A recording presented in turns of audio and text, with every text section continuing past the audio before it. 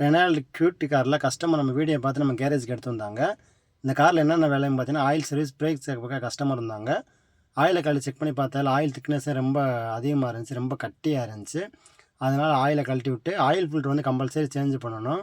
So அதனால் நம்ம ஓய் ஃபில்ட்ரு வாங்கி ஃபிட் பண்ணுறோம். இதோட ப்ரைஸ் பார்த்தீங்கன்னா ₹178 வந்துச்சு.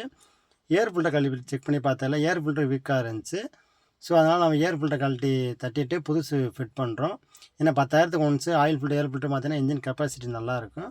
ஏசி ஃபில்டர் கழட்டி செக் பண்ணி பார்த்ததில் ஏசி ஃபில்ட்ரு வீக்காக இருந்துச்சு. ஸோ அதனால் நம்ம ஏசி ஃபில்ட்ரும் புதுசு ஃபிட் பண்ணுறோம். ஆயில் ஃபில்ட்ரு, ஆயில் கேரக் எல்லாம் ஃபிட் பண்ணதுக்கப்புறம், ஏன்னா இதில் வந்து ஆயில் போல்ட் வராது, ஆயில் கேரக் வரும். ஸோ அதில் ரொம்ப கவனமாக ஃபிட் பண்ணணும். ஃபிட் பண்ணிவிட்டு ஆயில் வந்து ஃபுல்லி சிந்தட்டிக் ஆயில் ஊற்றுறோம். இதிலே செமி சிந்தட்டிக் ஆயில் அதுன்றது கஸ்டமர் வந்து ஃபுல்லி சிந்தட்டிக் ஆயில் ஃபில் பண்ண சொன்னாங்க. ஸோ அதனால் ஃபுல்லி சிந்தட்டிக் ஆயில் ஃபில் பண்ணோம். பிரேக் ஆயில் செக் பண்ணி பார்த்தால பிரேக் ஆயில் வந்து ரொம்ப கட்டியாக ரொம்ப அழுக்காக இருந்துச்சு. இது 80 கிலோமீட்டர் ஓடி இருந்துச்சு. ஸோ அதனால் கஸ்டமர்கிட்ட சொன்னோம், அதுவும் சேஞ்ச் பண்ண சொல்லிட்டாங்க. நம்ம brake oil .4 fully synthetic oil ஊற்றுறோம். பிரேக் ஆயில் சாதா சிந்தட்டிக் ஆயில் இருக்குது, எனக்கு பஸ் கிளாஸாக வேணும், நான் கம்பெனி சர்வீஸ் மாதிரி பண்ணி கொடுங்க அப்படின்னாங்க. ஸோ 4 வீலையும் கழட்டி பிரித்து பிரேக் பேடு, பிரேக்ஸ் எல்லாம் செக் பண்ணி பார்த்தா எல்லாமே நல்லா இருந்துச்சு.